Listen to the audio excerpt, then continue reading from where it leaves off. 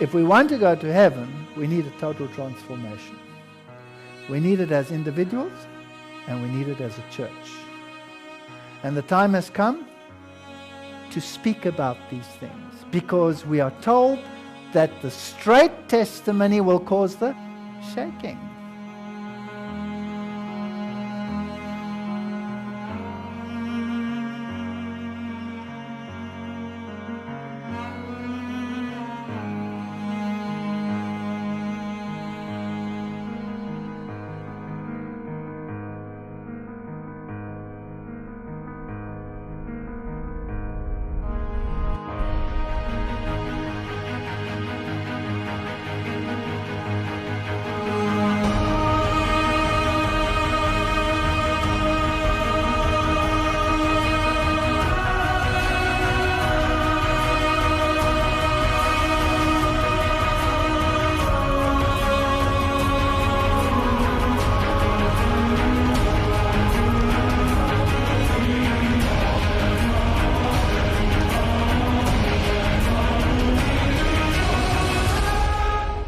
We will have to have a total transformation.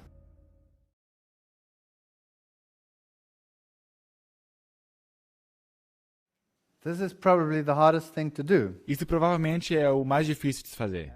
Sou eu o guardador do meu irmão? Nosso verso bíblico geral. Não sede conformados com este mundo, mas sede transformados pela renovação do vosso entendimento, para que experimenteis qual seja a boa, agradável e perfeita vontade de Deus.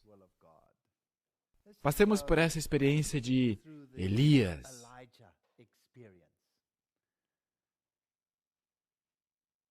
Elias, o tesbita, disse a Acabe: tão certo como vive o Senhor, Deus de Israel, perante cuja face estou, nem orvalho nem chuva haverá nestes anos, segundo a minha palavra. Então ele escreve: entre as montanhas de Gileade, ao oriente do Jordão, habitava nos dias de Acabe um homem de fé e oração. Agora, lembre-se que ele é um tipo. Existe um Elias antitípico, não é verdade? Portanto, isso nos já dá uma ideia. Isso, ele não era parte da sociedade em geral. Ele era separado. Morava entre as montanhas de Gileade, ao oriente do Jordão. Um homem de fé e oração, com um ministério destemeroso, sem medo. Estava destinado a deter a rápida disseminação da apostasia em Israel. Bonito trabalho, hein? Não. Não é o mais agradável dos trabalhos. Distanciado de qualquer cidade de renome, não ocupando nenhuma alta posição na vida.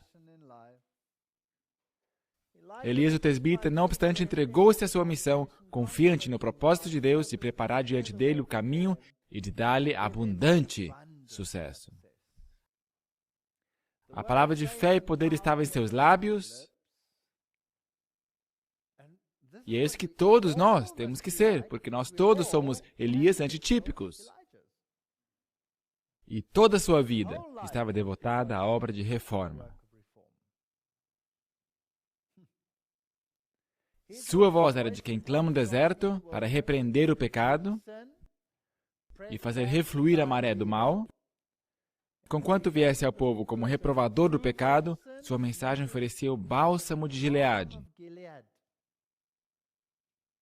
Ele vivia lá, entre as montanhas de Gileade. A toda alma enferma do pecado que desejasse ser curada. Esta provavelmente é a descrição mais bonita que eu já li dos deveres do Elias do tempo do fim. É assim que nós temos que ser. É a isso que temos que nos apegar. E não é o melhor trabalho que se possa imaginar. Gênesis 4, verso 9. E disse o Senhor a Caim: onde está Abel, teu irmão? Ele disse: não sei, sou eu o guardador do meu irmão? O que isso significa? A palavra ali é chamar. Shomar. Uma raiz primitiva provavelmente vem de cercar, como que com espinhos, ou seja, guardar, proteger, atender, acautelar-se, estar circunspecto, dar atenção, guardar, marcar, observar, guardar-se a si, preservar, observar, reservar, salvar, salvar-se, esperar, vigiar, ser vigia. Isso é pesado. Essa é uma grande descrição de trabalho. Guardar. Esta é uma descrição de trabalho poderosa. Sou eu o guardador do meu irmão? Bem, a igreja é um corpo. Na segunda epístola aos Coríntios, escrevendo aos cristãos gentios, Paulo diz o seguinte: E que consenso tem o templo de Deus com os ídolos? Porque vós sois o templo do Deus vivente. Como Deus disse, neles habitarei e entre eles andarei, e eu serei o seu Deus e eles serão o meu povo. Portanto, esta igreja é o templo do Deus vivente. Não é um templo de pedra, é um templo de pessoas. Efésios 2, 13 a 22. Mas agora em Cristo Jesus, vós que antes estáveis longe, já pelo sangue de Cristo chegastes perto. Porque Ele é a nossa paz, o qual de ambos os povos fez um. E derrubando a parede de separação que estava no meio, na sua carne desfez a inimizade, isto é, a lei dos mandamentos, que consistia em ordenanças para criar em si mesmo dos dois um novo homem, fazendo a paz.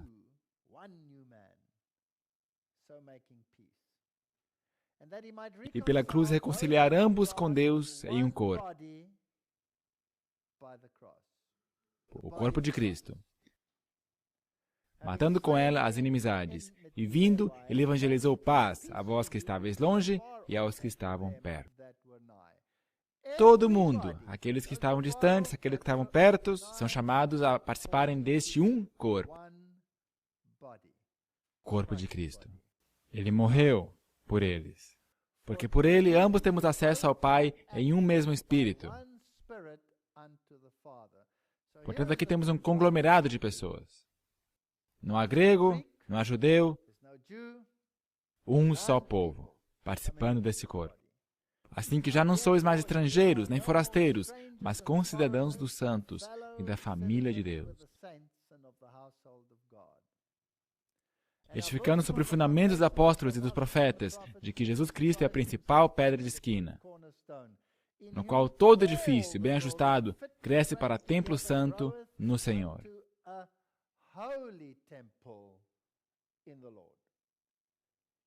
no qual também vós, juntamente, sois edificados para a morada de Deus em Espírito. Portanto, a igreja é especial. Tem todas as pessoas, e a pedra angular é Cristo, e é uma habitação de Deus pelo Espírito. É um assunto poderoso. Atos 15, 22. Então pareceu bem aos apóstolos e aos anciãos, com toda a igreja, eleger homens entre eles, enviá-los com Paulo e Barnabé a Antioquia, a saber, Judas, chamado Barsabás, e Silas, homens distintos entre os irmãos. E por intermédio deles escreveram o seguinte: os apóstolos e os anciãos e os irmãos, aos irmãos dentre os gentios que estão em Antioquia e Síria e Cilícia, saúde. O que diz ali? Eu sei que eu sou um transtornador de Israel. Esta versão que nós lemos é a King James, português Almeida Corrigida Fiel. Agora, quem que é a igreja aqui? Isso é assunto importante. Temos que estar muito seguros de quem é a igreja. Então pareceu bem aos apóstolos e aos anciãos. O que diz aí? Com toda a igreja. Verso 23. E por intermédio deles. Quem que é eles? Quero saber quem que é eles. E por intermédio deles escreveram o seguinte: os apóstolos, os anciãos e os irmãos. Portanto, quem é a igreja? Todo mundo lá dentro. Todos. Há uma hierarquia, sim, mas quando o assunto é decisão, é toda a igreja. Toda a igreja. Agora, teoricamente, nós temos uma estrutura assim na Igreja Adventista do Sétimo Dia. Nenhuma doutrina pode ser mudada até que haja uma Assembleia de Conferência Geral.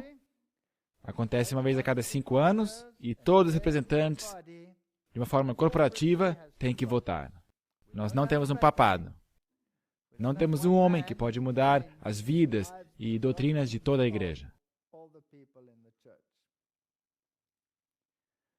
E é claro, outras igrejas têm sínodos, onde os apóstolos e os anciãos expulsaram todo mundo. Portanto, não é toda a igreja. Temos poucas pessoas decidindo por muitos. Esta é a verdade. E por intermédio deles escreveu cartas com o seguinte: os apóstolos, os anciãos e os irmãos mandam saudações. Por favor, os apóstolos, os anciãos, com toda a igreja enviaram isso. Nós somos uma entidade corporativa de Cristo.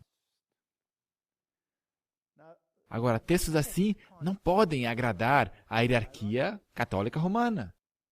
Portanto, se você pega a Nova Versão Internacional, então diz, com eles enviaram a seguinte carta: os irmãos apóstolos e presbíteros, vírgula, aos cristãos gentios que estão em Antioquia, na Síria e Cilícia. Saudações. Ah! Então eles separaram aqui uma elite, uma nata da eclésia, que estão acima dos irmãos.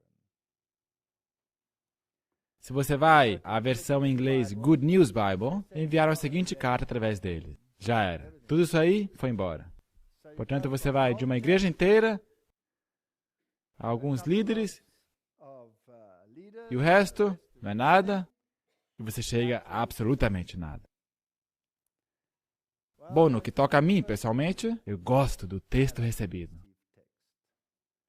E eu creio que a estrutura de Deus está baseada nisso.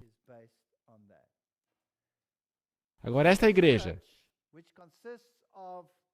que consiste de apóstolos, anciãos e toda a igreja, é um povo peculiar. São um povo especial. São um povo santo. São um povo estranho. São esquisitos. Você tem que concordar com isso. São esquisitos, na verdade? São apartados. Deuteronômio 14, 2. Porque és povo santo ao Senhor teu Deus. E o Senhor te escolheu de todos os povos que há sobre a face da terra para lhe seres o seu povo peculiar. Eu penso que é coincidência que no inglês a palavra peculiar tem essa dupla conotação. Mas cai como luva, não é? E o Senhor te escolheu de todos os povos que há sobre a face da terra para lhe seres seu povo peculiar, minha propriedade peculiar entre todos os povos. Como te prometeu, para guardares todos os seus mandamentos. É isso que nos faz peculiares. É isso que nos faz esquisitos, estranhos. Eu não sei como é que você consegue encaixar esse tijolo quadrado no buraco redondo ecumênico. Simplesmente não cabe. Agora, pois, se diligentemente ouvires a minha voz e guardares minha aliança, então sereis minha propriedade peculiar dentre todos os povos, porque toda a terra é minha. Aqui está um povo especial. Consiste de todas estas facções, os muros de separação foram derribados e são um tesouro especial de Deus. Salmo 135, 4. Pois o Senhor escolheu para si Jacó, para a sua possessão. Aqui está esse esquisito grupinho sobre o planeta e eles são o seu povo especial. Tito 2,14, o qual a si mesmo se deu por nós, a fim de remir-nos de toda iniquidade e purificar para si mesmo um povo peculiar, zeloso de boas obras. uma geração eleita, um sacerdócio real, a nação santa, o povo peculiar. Por quê? Para que anuncieis as virtudes daquele que vos chamou das trevas para a sua maravilhosa luz. Não é essa uma graciosa descrição da igreja? Isso é como Deus a vê. Ele a vê, ele vê essa situação como poderia dizer, como a esposa de Abraão. Admirável. Os olhos de Faraó ficaram... Era tão bonita que chegava a doer. É assim que Faraó a viu. Não era perfeita. Ela não era totalmente honesta, mas era linda. Nós, como povo, temos que nos guardar diligentemente para que não suceda que esqueçamos as acusações do Senhor. Há muitos perigos que evitaremos se nos conservarmos um povo distinto do mundo. Separado do mundo. Nossos filhos são a herança do Senhor, a ser educada e disciplinada, e isto com toda fidelidade, a obedecer a Deus e guardar todas as palavras do Senhor, obedecendo seus mandamentos. Os pais são responsáveis perante Deus por guardar seus filhos estritamente no caminho da obediência a Deus. Aqui está esse grupo estranho, no volume 9 de Manuscript Releases. Vamos dar-lhe um nome. Os adventistas do sétimo dia foram escolhidos por Deus como um povo peculiar, separado do mundo. Com a grande talhadeira da verdade, ele os cortou da pedreira do mundo e os ligou a si. Portanto, quem é esse povo? São os adventistas do sétimo dia.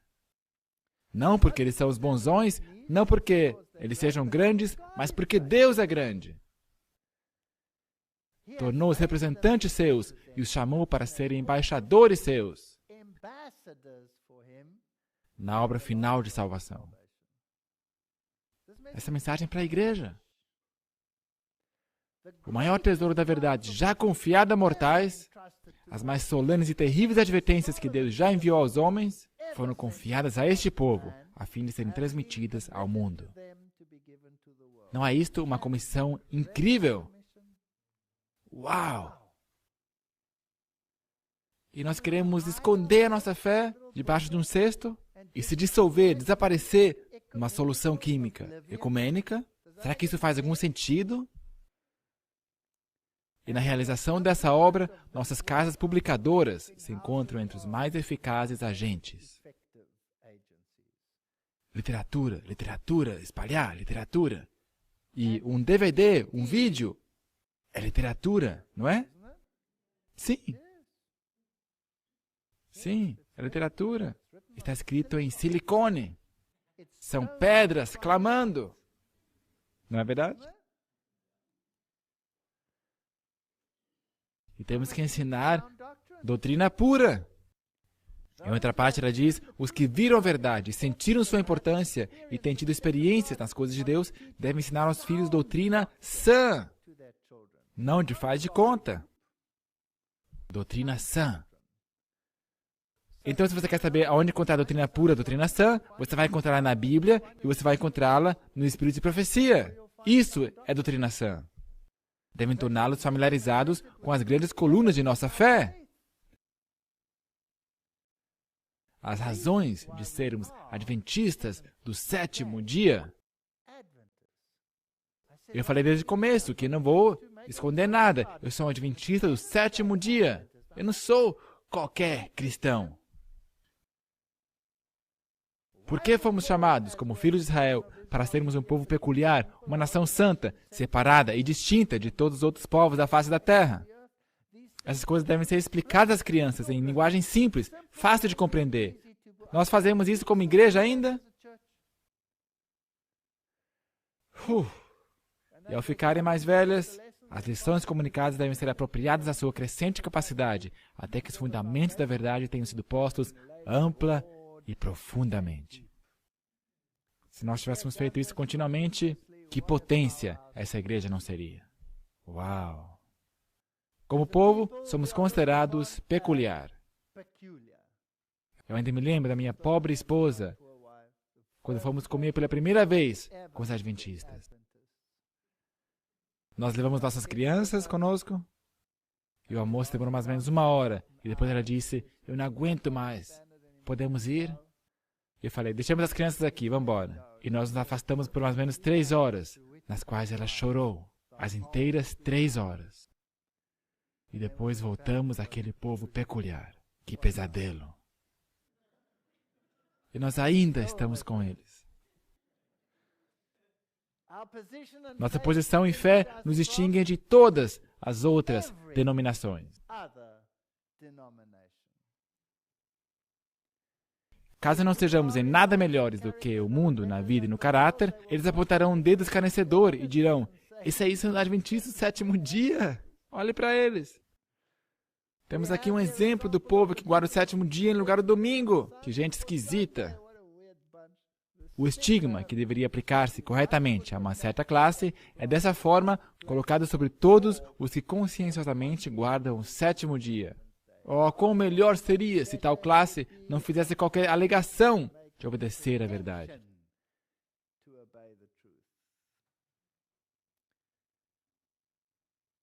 Essas são grandes citações, não são? Falando dos objetivos específicos para nossas publicações, nossa obra de publicações foi estabelecida por direção de Deus e sob a sua especial supervisão. Teve por desígnio o preenchimento de um propósito definido. Os adventistas do 7º dia foram escolhidos por Deus como um povo peculiar, separado do mundo. Com a grande talhadeira da verdade, e nós já lemos isso antes, o maior tesouro da verdade era confiado a mortais, as mais solenes e terríveis advertências que Deus já enviou aos homens foram confiadas a esta igreja. As nossas casas publicadoras difundem isso hoje. Não, elas divulgam Rick Warren hoje em dia. É triste. Há na igreja muitos cujo coração pertence ao mundo. Quantos? Muitos. Mas Deus insiste com os que pretendem crer na verdade avançada a que se ergam acima da presente atitude das igrejas populares de hoje. Onde está a abnegação? Aonde está o ato de levar a cruz, que Cristo disse deveria caracterizar os seus seguidores? O motivo por que temos tido tão pouca influência sobre os parentes e amigos descrentes é havermos manifestado em nossas práticas pouca diferença decisiva das práticas do mundo. Nós gostamos delas. Os pais precisam despertar e purificar a alma pela prática da verdade em sua vida familiar. Quando atingirmos a norma que o Senhor deseja que atinjamos, eu amo essa citação. As pessoas mundanas considerarão os adventistas do 7º dia como extremistas esquisitos, singulares e austeros. Porque nos tornamos espetáculo ao mundo, tanto a anjos como a homens. Será que as pessoas te veem como extremista esquisito, singular e austero? Se não for o caso, há um problema. Não com eles, mas conosco. O Redentor do mundo não aprova, em assuntos religiosos, ideias e práticas independentes por parte de sua igreja organizada e reconhecida. Agora estamos entrando no problema. Esta é a igreja. Deus quer que experimentemos sua liderança na coluna de nuvem e pilar de fogo nesta igreja.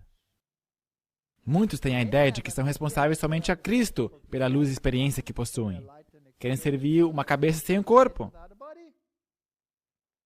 Independentemente de seus reconhecidos seguidores na terra.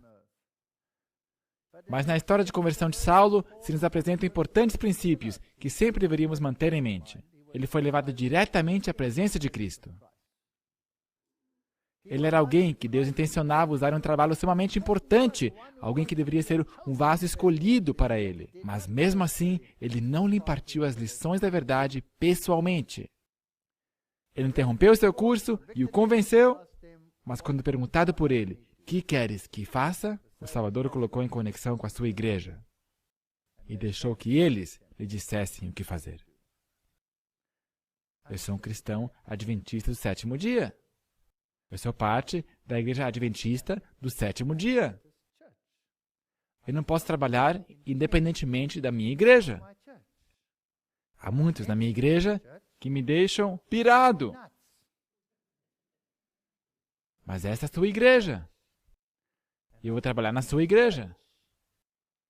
Tem uma mensagem surpreendente. Assim como João preparou o caminho para o primeiro advento, a primeira vinda de Cristo, devemos nós prepará-lo para o segundo advento do Salvador. Temos que exaltar o sábado. Temos que obedecer todos os seus mandamentos.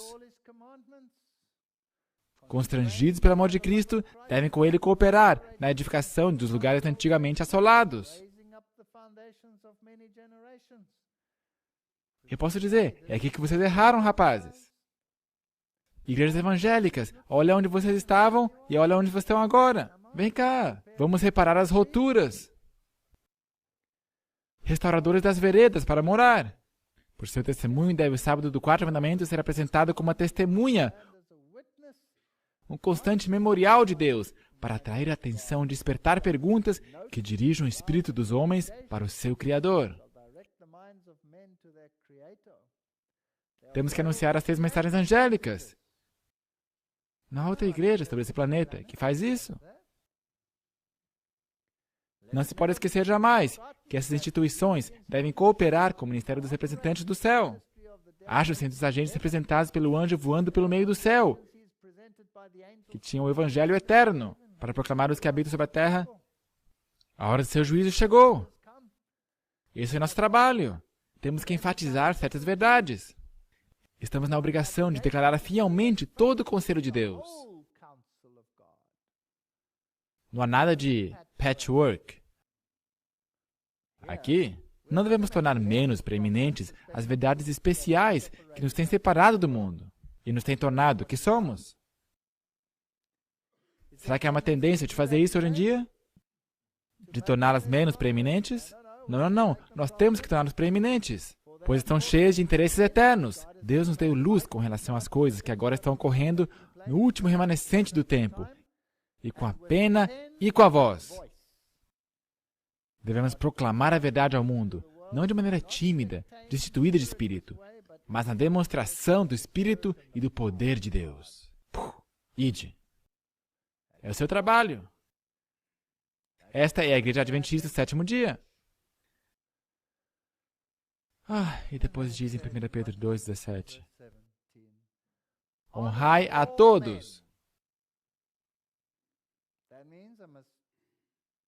Quer dizer que eu tenho que mostrar a honra necessária a todas as pessoas sobre esse planeta, incluindo líderes, apóstatas ou não, Herodes, que matam pessoas, Agripas, o que vier à sua mente. Estão todos representados. Paulo foi direto, lhes apresentou seus pecados, mas ele foi cortês. Então esta palavra, amai a fraternidade, temei a Deus, honrai ao Rei. E sempre quando a Bíblia fala de amor aos irmãos, sempre usa a expressão agapeo, amor ágape. Ufa!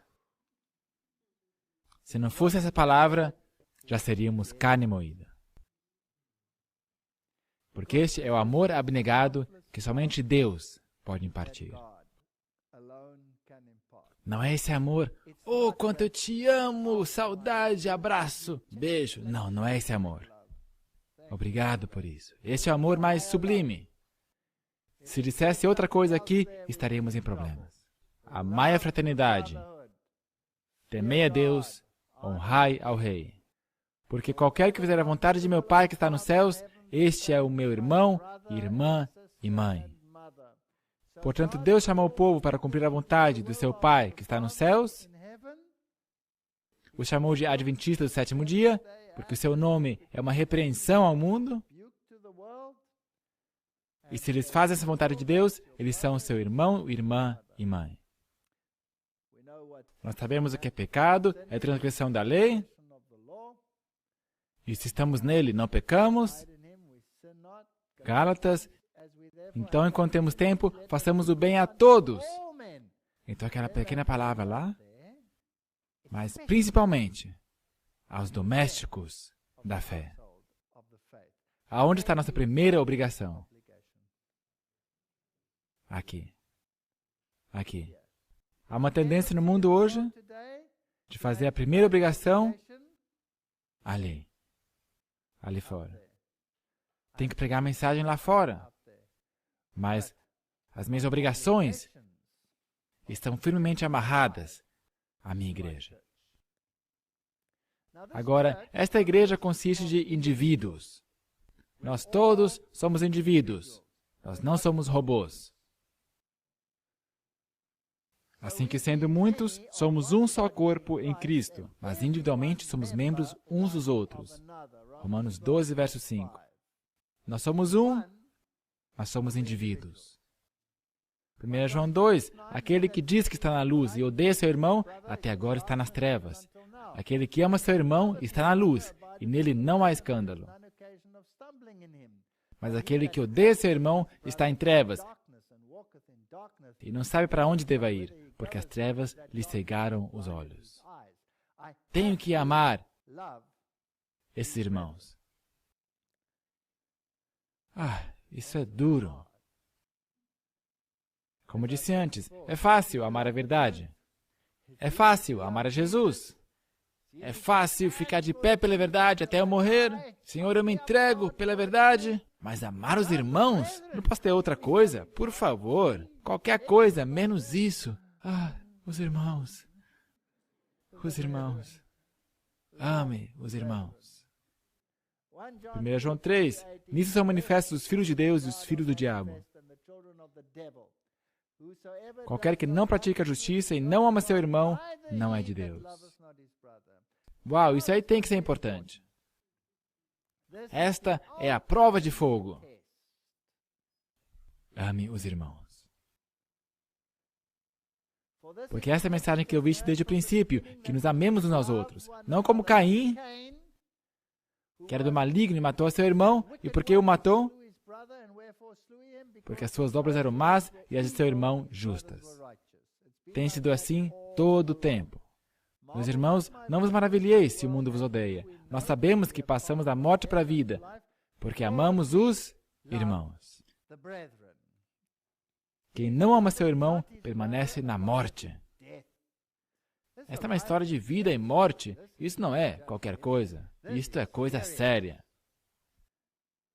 Você me ama? Diz Jesus. Você me ama de verdade? Sim, Senhor. Então, vamos ver. Ele me coloca junto com os irmãos. Isso é duro, não é verdade? Qualquer que odeie seu irmão é homicida. Uau! E vós sabeis que nenhum homicida tem vida eterna permanecendo nele. Se você não ama seus irmãos, você não tem vida eterna. Conhecemos o amor nisto, que Ele deu a sua vida por nós, e nós devemos dar a vida pelos irmãos. Quem, pois, tiver bens no mundo, e vendo seu irmão necessitado, e lhe cerrar a sua mão de misericórdia, como estará nele o amor de Deus? Meus filhinhos, não amemos de palavra, nem de língua, mas por obra e em verdade.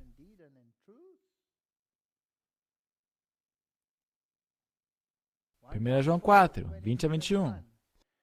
Se alguém diz, eu amo a Deus e odeio seu irmão, é mentiroso. Pois quem não ama seu irmão, o qual viu, como pode amar a Deus, a quem não viu? E dele temos este mandamento, que quem ama a Deus, ame também a seu irmão. Esta é a prova de fogo da verdadeira natureza de nossa relação com Cristo. Todo aquele que crê que Jesus é o Cristo é nascido de Deus, e todo aquele que ama o que o gerou também ama o que dele é nascido. Nisto conhecemos que amamos os filhos de Deus, quando amamos a Deus e guardamos os seus mandamentos. Porque este é o amor de Deus, que guardemos os seus mandamentos, e os seus mandamentos não são pesados, porque todo aquele que é nascido de Deus vence o mundo, e esta é a vitória que vence o mundo, a nossa fé. Porque assim como o corpo é um e tem muitos membros, e todos os membros, sendo muitos, são um só corpo, assim também é Cristo. Você não pode amar a Cristo sem amar o seu corpo. Você tem que tê-los os dois. Mas, Senhor, não dá para gostar desse corpo. Senhor, o que eu faço com o teu corpo fedorento? Sendo vós ainda pecadores, eu morri por vocês. E você quer rejeitar os irmãos? Porque todos devemos comparecer ante o tribunal de Cristo, para que cada um receba segundo o que tiver feito por meio do corpo, ou bem ou mal. Portanto, todos esses indivíduos. E nós temos a nossa individualidade. Isso não nega o nosso caráter corporativo. Somos corporativos. Somos um corpo. Romanos 14:10. Mas tu, por que julgas teu irmão? Ou tu também, por que desprezas teu irmão? Pois todos devemos de comparecer ante o tribunal de Cristo. Esta é a prova de fogo. Milhares se perderão, porque eles não amam os irmãos. E milhares nunca farão parte da unidade da Igreja de Cristo, porque desprezam os irmãos. Eu não vou me juntar a esse grupo. Não escutamos isso todo o tempo? Eu não quero ser membro da igreja. Eles são esquisitos. É para eles serem esquisitos, para que você possa aprender a amá-los. Cristo não conhecia distinção. Cristo não conhecia distinção de nacionalidade, posição ou credo. Cristo veio derrubar todo muro de separação. Veio mostrar que seu dom de misericórdia e amor é tão ilimitado como o ar, a luz ou a chuva que refrigera a terra. A vida de Cristo estabeleceu uma religião em que não há castas, a religião em que judeus e gentios, livres e servos, são ligados numa fraternidade comum, iguais perante Deus. Cabum! Lá vai a distinção da Nova Versão Internacional entre a hierarquia e os irmãos. Nenhuma questão política influenciava a maneira de agir. Não fazia diferença alguma entre vizinhos, estranhos, amigos e inimigos. O que tocava seu coração era uma alma sedenta pelas águas da vida. Se é que já houve alguém que teve razão e ocasião de odiar os seus irmãos, provavelmente fui eu. E havia um tempo em que eu odiava alguns dos irmãos. Mesmo alguns dos irmãos dirigentes, eu os odiava. Meu verso favorito era: "Oh, quanto eu odeio aqueles que te odeiam, ó Senhor." Era o meu texto favorito. Eu voltei para casa uma vez de uma mega campanha. Eu, na verdade, tive que mandar para casa a minha esposa, porque acho que teria morrido. Ela não conseguia mais aguentar. Ela simplesmente apagou. Eu tive que mandá-la para casa, num voo antecipado. Trocou o voo e foi para casa. Você não vai sobreviver a isso. E quando eu voltei daquela viagem, eu fiquei sentado por 3 meses. E eu não estou mentindo. Eu fiquei olhando para a parede. E eu me levantei dessa cadeira e continuei a vida, com ódio no meu coração. Eu odiava os irmãos. E eu tinha razão para odiar os irmãos. Eles não são amáveis. Você não consegue amá-los. Ou pelo menos assim eu pensava. E eu abriguei esse ódio no meu coração por muito tempo pelos irmãos. Sim. E lutava com isso. Isso é grave, ei. Você não consegue conviver com isso. E você não pode ser um filho de Deus se você tem isso no seu coração. Você não consegue funcionar. E eu lutei com isso, eu lutei com isso, e lutei com isso. E um dia, eu estava caminhando pelas montanhas, e eu me sentei e disse: Senhor, eu não consigo conviver com isso. Tire isso de mim. Tire de mim. E Ele o fez. Ele o tirou. Eu não odeio mais meus irmãos. Eu os amo. Eu não gosto deles, mas eu os amo. Eu quero que todos se salvem. E quanto piores eles forem, mais temos que amá-los.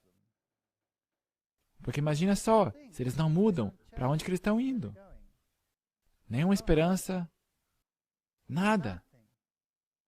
Que privilégio é ter fé e todas essas coisas bonitas que Deus prometeu. Nós temos que amar os irmãos. E quanto piores forem, mais nós temos que amá-los. Se nós conseguirmos lidar com isso, estaremos bem. Procurava inspirar esperança aos mais rudes e menos promissores, prometendo-lhes a certeza que haveriam de tornar-se irrepreensíveis e inocentes. E eles estão na igreja. Há muitos dos menos promissores, e os mais patéticos, e os mais rudes, estão nesta igreja. E muitos deles ferem, e muitos odeiam seus irmãos. Nós temos ódio pelos irmãos nessa igreja, num nível assustador. Num nível assustador. Um toque gentil, e toda a sua vida pode mudar.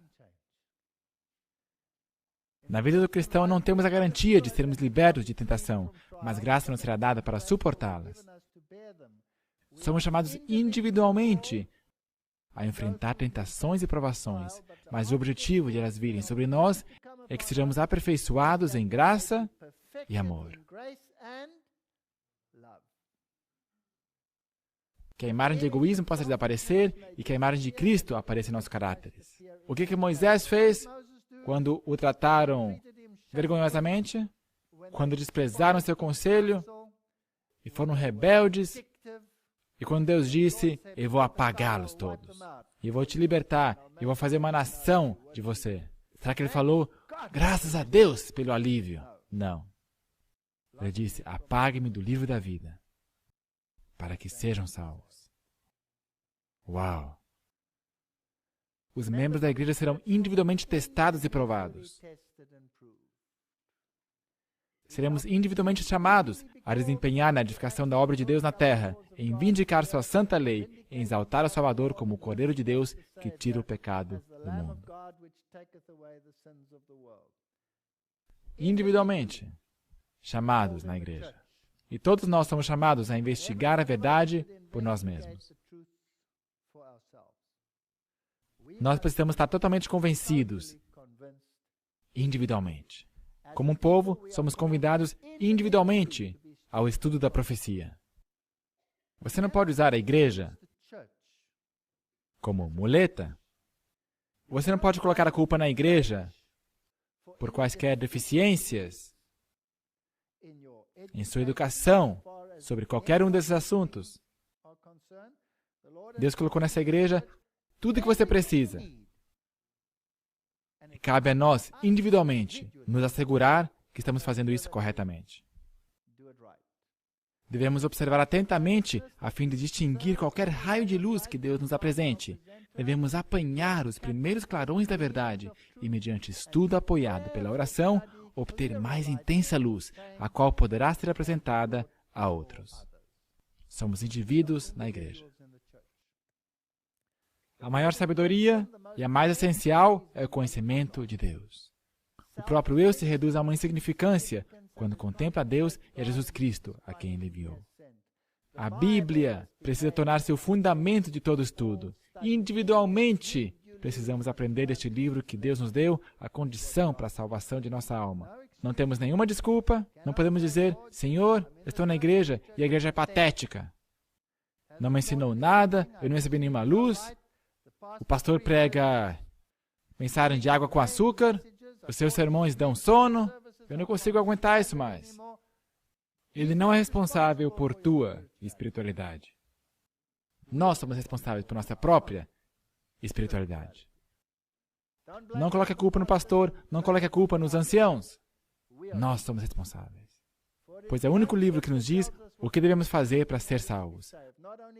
Não somente isto, mas dela também se pode obter vigor intelectual.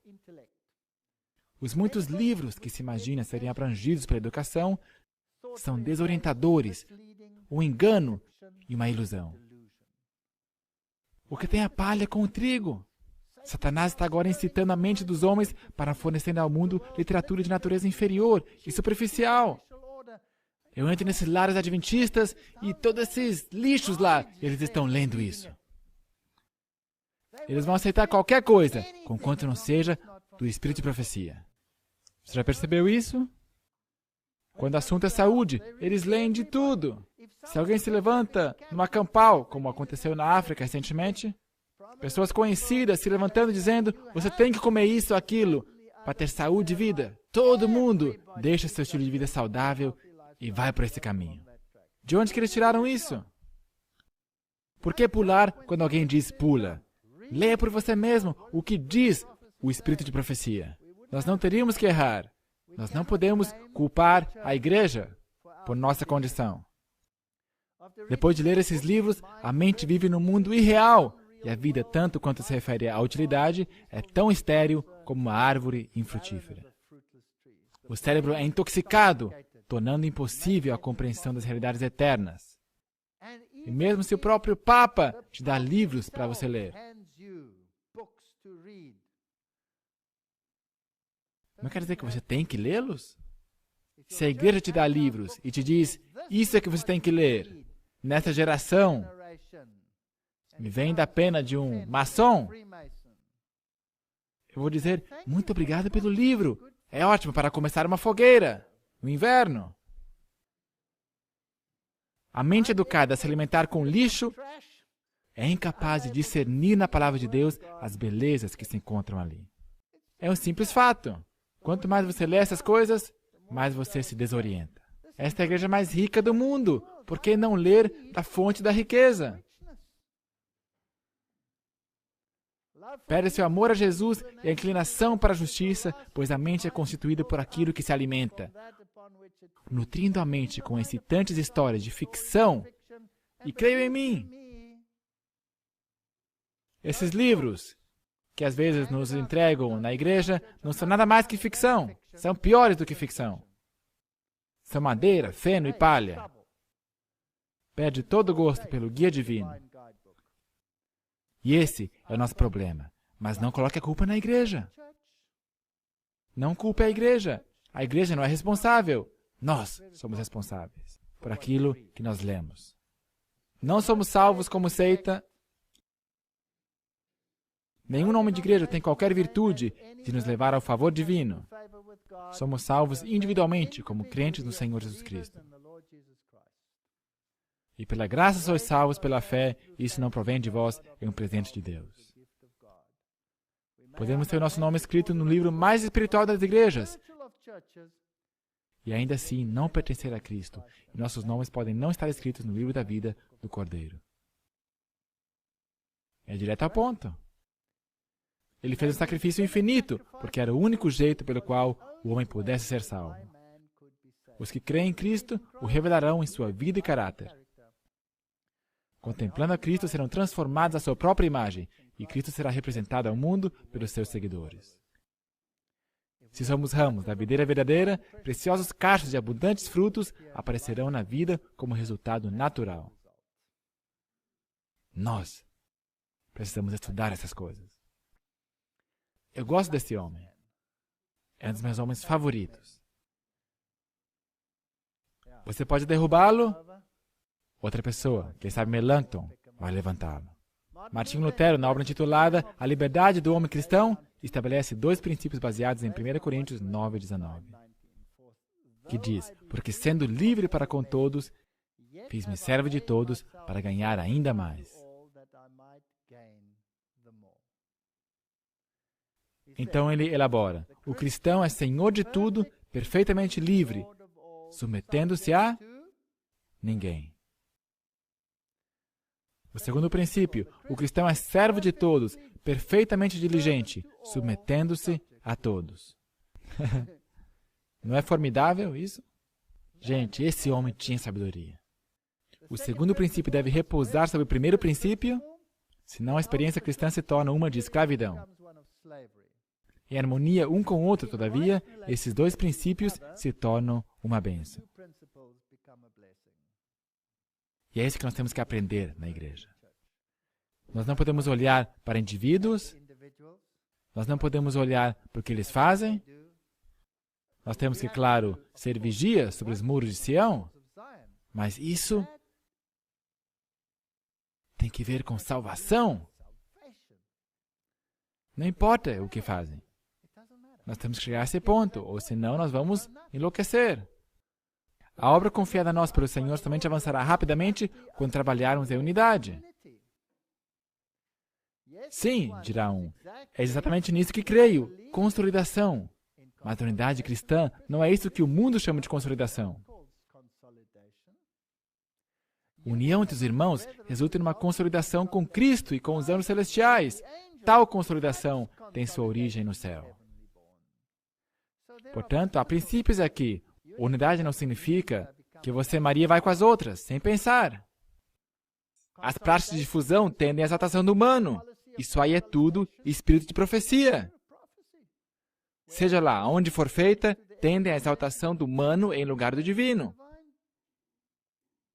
Portanto, se você está no movimento ecumênico, isso aí é humano. Você o sacrificará por amor à verdade, não é mesmo? Você vai ter que fazer isso. Aqueles que têm responsabilidade sobre diferentes instituições olham para a autoridade central em busca de orientação e apoio. Não faz sentido. Assim, o senso de responsabilidade pessoal fica enfraquecido, perdendo o que há de mais elevado e precioso de toda a experiência humana, a constante dependência de Deus. Se nós constantemente nos perguntamos, mas o que diz ele? Mas o que dizem eles? Nós não vamos conseguir fazer nada. Não admitindo sua necessidade, falham em manter constante vigilância e oração, contínua entrega a Deus. É por isso que a Ellen White diz que uma congregação raramente se eleva acima das normas e padrões do pastor. Quem é que é o pastor? É ele o exemplo, a palavra final, o tudo? Ou será que Jesus é o exemplo, a norma e o final de tudo? Nós precisamos começar a olhar por nós mesmos nessa igreja.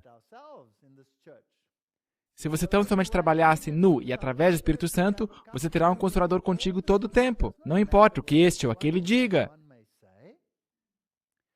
Você não está sujeito a nenhuma pessoa, você está sujeito a Deus.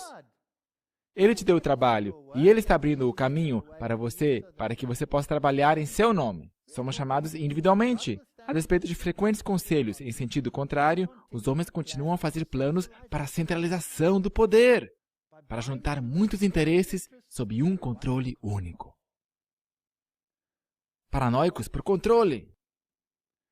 Esta obra foi primeiramente iniciada no escritório da Review and Herald. As coisas inclinaram-se primeiro para uma direção, depois na outra. Foi o inimigo de nossa obra quem lançou o apelo para a consolidação da obra de publicações sob um só poder controlador em Battle Creek. Esse é um princípio. Os apóstolos, os anciãos e os irmãos. Ganhou então simpatizantes a ideia de que a obra médico-missionária teria grande avanço se todas as nossas instituições médicas e outras atividades médico-missionárias fossem reunidas sob o controle da Associação Médico-Missionária de Battle Creek. Então nós começamos instituições que te dizem como você deve reagir, como você deve crer. Então se você crê diferente ou se você age diferente, rapaz, pum! Você vai ter problemas. Foi-me dito que eu precisaria erguer a minha voz em advertência contra isso. Não devemos estar sob o controle de homens que são incapazes de controlar a si próprios e que não estão dispostos a submeter-se a Deus. Não devemos ser guiados por homens que desejam que a sua palavra seja o poder controlador. A quem nós somos responsáveis? Somos responsáveis a Deus. E apesar disso, precisamos amar os irmãos. Muito bem, portanto, em que sentido somos cooperativos? Se nós todos somos indivíduos nessa pequena caixa, cada um preocupado consigo. E disse Abraão ao seu servo, o mais velho da casa, que tinha um governo sobre tudo que possuía: põe agora a tua mão debaixo da minha coxa, para que eu te faça jurar pelo Senhor Deus dos céus e Deus da terra, que não tomarás para meu filho mulher das filhas dos cananeus, no meio dos quais eu habito. Eis a tipologia. Queria mantê-lo na família de Deus. Todas as relações estão dentro da família de Deus. E mesmo assim, são individuais, mas ainda assim corporativos. Jacó, porém, ficou só. Por conta própria, salvação é algo individual. O homem lutou com ele até alvorecer e, vendo que não conseguia vencê-lo, tocou a juntura de sua coxa. Eu tenho que fazer toda uma palestra sobre coxa, uma sobre pés e outra sobre coxa. E se deslocou a juntura da coxa de Jacó, lutando com ele. Ele disse, deixa-me ir, porque já a alva subiu. Mas ele disse, não te deixarei ir, se não me abençoares. Ele perguntou, qual é o teu nome? Ele disse, Jacó. Não mais Jacó te chamarás, mas Israel. Pois como príncipe lutaste com Deus e com os homens, e prevaleceste. Isso é poderoso. Uau! Portanto, precisamos lutar com Deus individualmente. Temos que nos aferrar. E se nossa coxa se desloca, bem, a minha coxa se deslocou. Não diz a Bíblia que os dois se juntaram para tornar-se uma carne? Portanto, a minha coxa também está deslocada. A coxa da tua esposa está deslocada, a tua coxa está deslocada. Está bem, Senhor. Eu só não vou ficar muito perto quando ela se encontrar com Deus outra vez, porque as peças vão sair voando. Depois Deus disse a Jacó, levanta-te, sobe a Betel, casa de Deus, e habita ali. E faz ali um altar ao Deus que te apareceu, quando fugiste da face de Esaú, teu irmão. E disse Jacó à sua família e a todos os que com ele estavam. Agora estamos passando de indivíduo ao quê? Ao nível corporativo. Experiência individual, luta individual com Deus, e agora indo à casa de Deus, Betel. Não é incrível isso?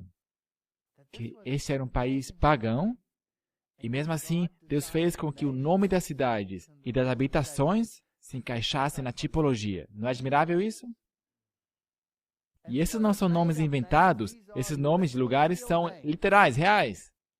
Existiram. Você pode encontrá-los na arqueologia. Então disse Jacó à sua família e a todos que com ele estavam: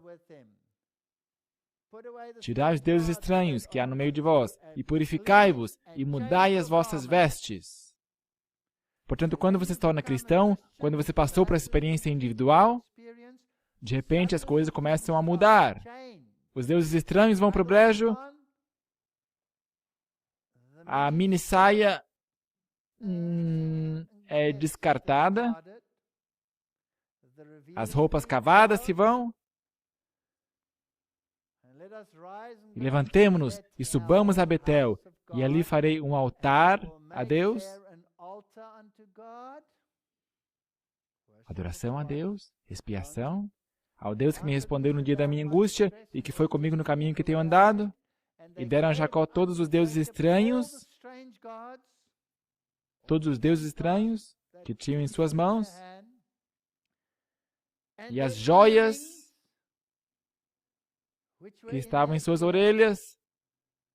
E Jacó os escondeu debaixo do carvalho que está junto a Siquém. Agora, aqui as pessoas vêm e se parece com um lava rápido, certo?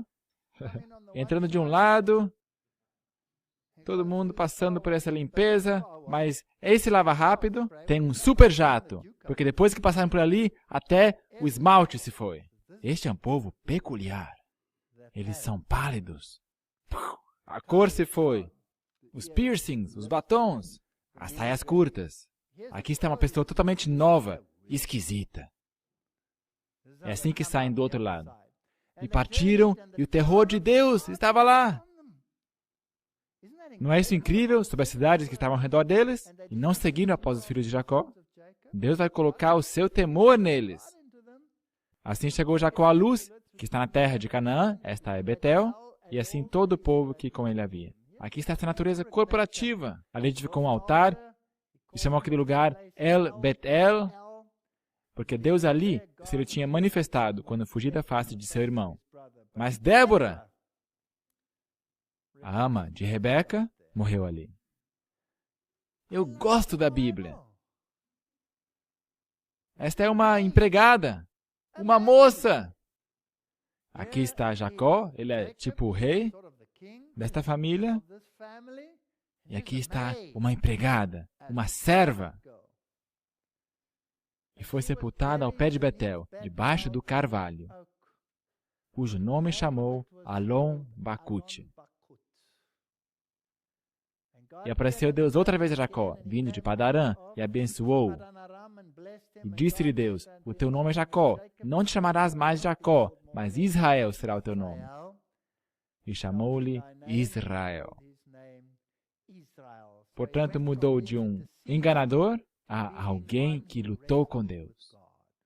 Incrível. E do mais alto ao mais baixo, estão como que amalgamados em uma família. Ali enterraram Débora. O que significa este Alon Bacute? Significa carvalho do choro. Então, o que os filhos de Deus fazem por uma empregada? Choraram por dias quando essa pessoa morreu. Eu gosto do comentário de Wesley. Ele escreve, ali ele enterrou a Débora, a enfermeira de Rebeca. Temos motivos para crer que Jacó, depois que ele chegou a Canaã, enquanto sua família morava perto de Siquém, foi em pessoa visitar seu pai Isaque em Hebrom. Rebeca provavelmente estava morta, mas sua idosa enfermeira, mencionada ali, viveu por mais tempo que ela. E Jacó a teria incorporado em sua família. Enquanto estavam em Betel, ela morreu. E a lamentaram. E a lamentaram tanto que o carvalho baixo o qual a sepultura ficou se chamou de Alon Bacute, o carvalho do pranto. Como é que nós amamos os irmãos? Intensamente. Do mais alto ao mais baixo. Não temos nós todos o mesmo Pai? Não nos criou de um mesmo Deus? Por que agimos enganosamente, cada um contra seu irmão, profanando a aliança de nossos pais? Malaquias 2:10. A igreja é o estágio para treinar relacionamentos. Aprenda aqui. Se ninguém que não esteja disposto a renunciar o eu está pronto para o céu, então como que lidaremos com as nossas diferenças? Como chegaremos ao ponto onde estaremos dispostos a dar a vida pelos nossos irmãos? Isso é duro. Mas eu digo que cada um que fica bravo com o seu irmão, sem motivo, exceto, é claro, que você tenha uma nova tradução.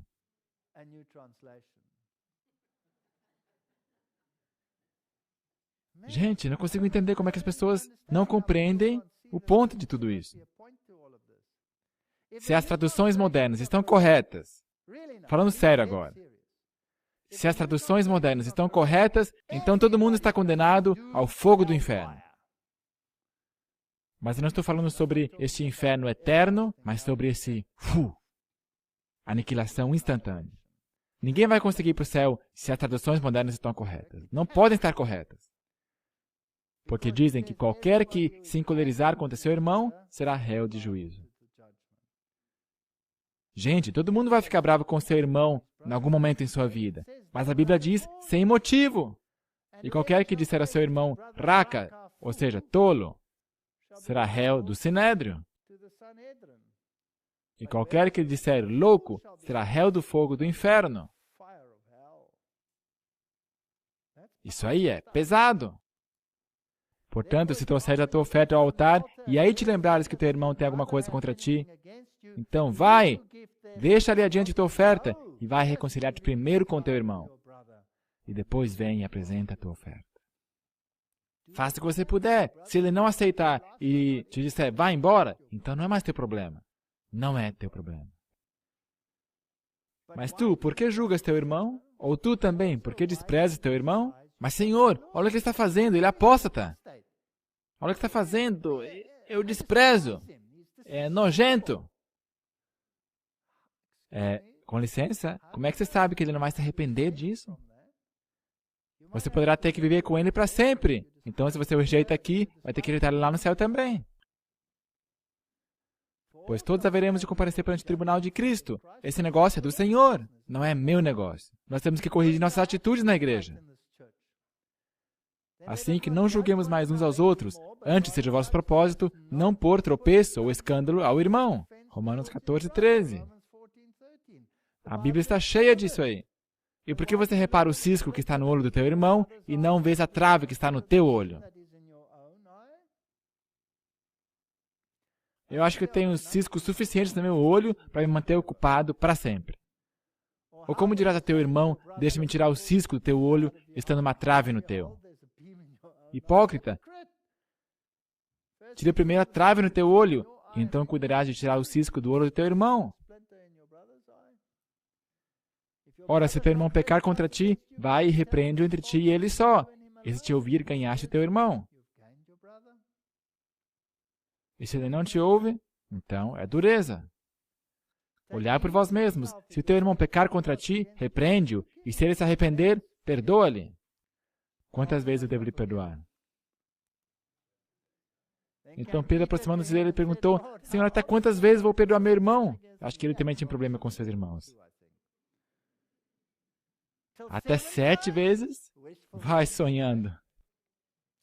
E Jesus lhe disse: Não te digo até 7 vezes, mas até 70 vezes 7. Ok, 490 vezes eu vou perdoar meu irmão. Não. Até se fechar a porta da graça. Porque 490 a 70 semanas era o prazo que tinha o povo de Israel como nação. Portanto, eu tenho que perdoar meu irmão até se fechar a porta da graça. E não tenho escape. Não 7 vezes, não 490 vezes, mas vez após vez, após vez e após vez. E quanto pior a pessoa for, tanto mais vai edificar o meu caráter. Não, respondeu Jesus, você não deve perdoar 7 vezes, mas 77 vezes. Nova tradução da linguagem de hoje.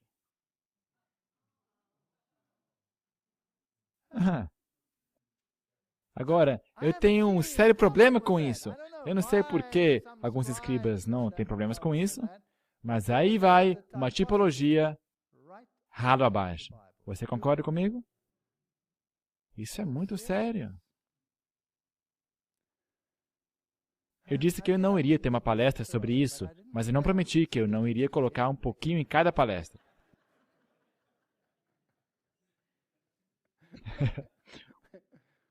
Os irmãos têm que me suportar também.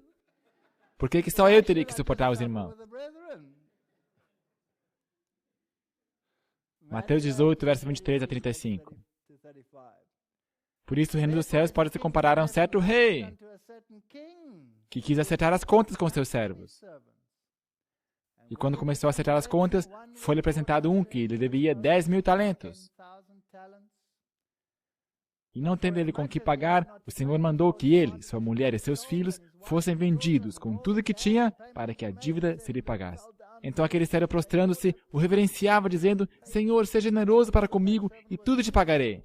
Então o Senhor, aquele servo, movido de íntima compaixão, soltou e perdoou a dívida. Mas esse mesmo servo saiu dali e se encontrou com um dos seus conservos, que lhe devia 100 dinheiros. E lançando mão dele, o sufocava, dizendo: Paga-me o que me deves. Então seu companheiro, prostrando-se a seus pés, rogava-lhe, dizendo: Por favor, paciência, eu vou te pagar tudo. Mas ele não quis e o colocou na prisão, até que pagasse sua dívida. Vendo, pois, seus conservos o que acontecia, ficaram muito tristes e foram dizer ao seu senhor tudo o que se passara.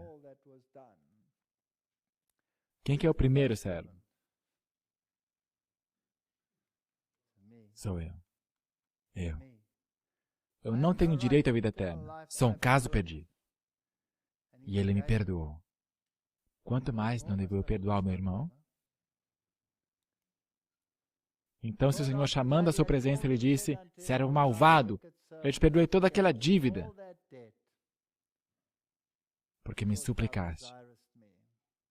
Não devias tu igualmente ter compaixão do teu companheiro, como eu também tive misericórdia de ti?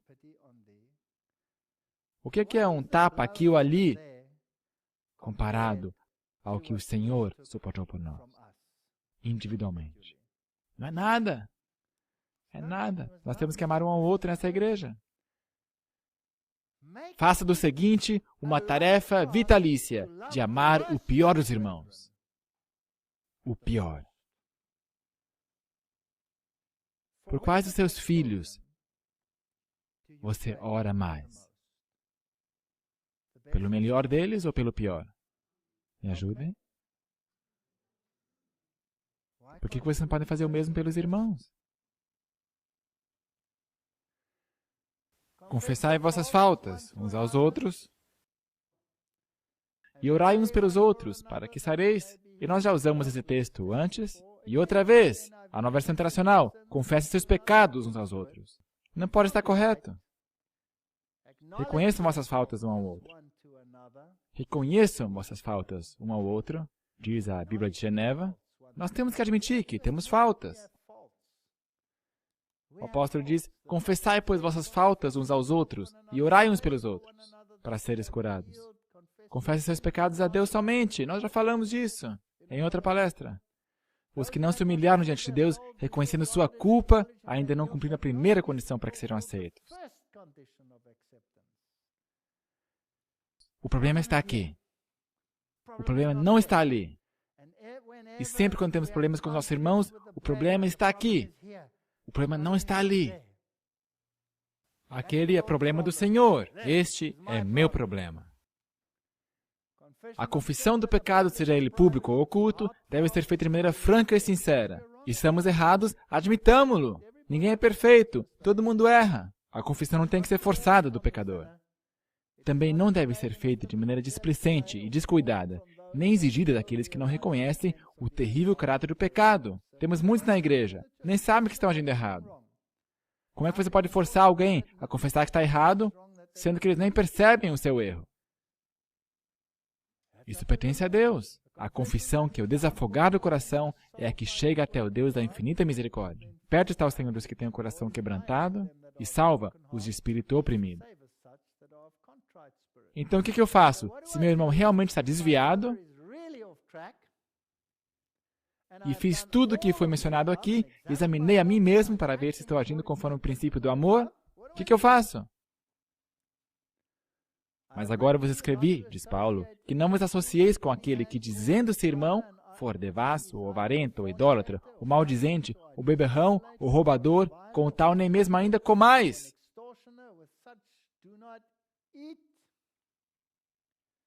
Mandamo-vos, porém, irmãos, em nome de nosso Senhor Jesus Cristo, que vos aparteis de todo irmão que anda desordenadamente. Eu não tenho que ser abraço, abraço, beijo, beijo, com o irmão que odeia tudo, que é justiça, mas eu tenho que amá-lo. Mas não o tenhas como inimigo. Você vê, é uma gracinha, Senhor. Ele sempre coloca ali. Não tenhas como inimigo, mas admoestai-o como irmão. Diga-lhe, olha, eu não concordo com isso que você está fazendo. Eu não gosto disso que você está fazendo. Irmãos, não faleis mal um dos outros. Quem fala mal de um irmão, julga seu irmão. Fala mal da lei e julga a lei. Se tu julgas a lei, já não és observador da lei, mas juiz. Deixa o julgamento para Deus. A igreja é composta de pessoas de diferentes temperamentos, de várias disposições, e vem de diferentes denominações. A talhadeira da verdade os talhou, um aqui e outro ali, na grande pedreira do mundo, e na igreja de Cristo, todos esses vários membros têm que ser cimentados juntos pelo Espírito de Deus. Tem que haver alguma cola aí, certo? Se o amor de Cristo está no coração dos membros da igreja, pela abundante graça de Cristo, haverá uma união, unidade entre os irmãos. Precisamos fechar a porta do coração a cada sugestão que exercerá a menor tendência de afastar esse estado de harmonia. Uau! Egoísmo é pecado e entristece o Espírito Santo, afastando-o para longe. Quando cultivamos pensamentos descorteses e abrigamos suspeitas contra nossos irmãos, estamos nos cortando para longe do canal divino de luz e amor. Quantas pessoas me dizem, olha, estou trabalhando com essas pessoas, mas eu não vou trazê-las à igreja. Por que não? Ah, porque a igreja é horrível, a igreja é isso, é aquilo. Não ensina direito, a escola sabatina é uma catástrofe. Isso e aquilo. Eu aprendi umas lições maravilhosas nessa igreja sobre como Deus atua. Nossa esposa e eu estávamos conversando com uma dama e dissemos, nós temos esse grande pregador vindo. Isso já faz muito tempo. Era um palestrante magnificente. Um dos homens da Conferência Geral, que teve experiências em ilhas e que teve abundantes experiências que você não creria, descobrindo tribos, grupos inteiros tornando adventistas. Era realmente magnificente. E essa dama disse, eu não vou vir para a sua igreja se ele falar alguma coisa sobre adventismo, a verdade ou essas coisas. Eu não quero ter nada que ver com isso. Eu só quero ouvir essas histórias. E eu disse, venha. Se ele falar uma palavra, eu vou fazer um escândalo, eu vou fazer tanto barulho, eu vou me levantar, vou sair, eu vou fazer tanto escândalo, vai acabar com a sua reunião. E nós dissemos, venha. E ela veio. Ela tomou lugar entre mim e a minha esposa. E esse homem estava palestrando, mostrando fotos e falando. Ele só falou sobre suas experiências, dos homens nas ilhas, isso e aquilo. Então, de repente, ele mudou e começou a falar sobre a igreja e sobre tudo isso. E meu coração afundou. E eu olhei para minha esposa, e já que essa dama estava entre nós dois, eu percebi que ela tinha adormecido. E esse homem palestrou por meia hora a mais sobre o que ela não gostava de ouvir. Então ele voltou para o assunto original e ela estava 100% acordada. E depois da palestra, perguntamos, e aí, gostou? Ela disse, foi fantástico. E ela estava tão fascinada, nunca mencionou nada sobre aquilo. E ela se tornou uma amiga da igreja. Portanto, quem está com o controle desse pequeno episódio? Deus. Eu aprendi que Deus fecha ouvidos, fecha olhos para coisas que não deveriam ser vistas. E se essas coisas, às vezes, que você percebe, te lançam para fora da igreja, então o problema está ali. Deixe com Deus, Ele sabe o que está fazendo. Amai-vos cordialmente uns aos outros com amor fraternal, preferindo-vos em honra uns aos outros. Quanto, porém, ao amor fraternal, não necessitais de que você escreva, visto que vós mesmos estáis instruídos por Deus, que vos ameis uns aos outros. Permaneça o amor fraternal. Irmãos e irmãs, porventura surge em vosso coração a pergunta, sou eu o guardador do meu irmão? Se alegais ser filho de Deus, sois guardadores do vosso irmão. Sim, nós somos guardadores do nosso irmão.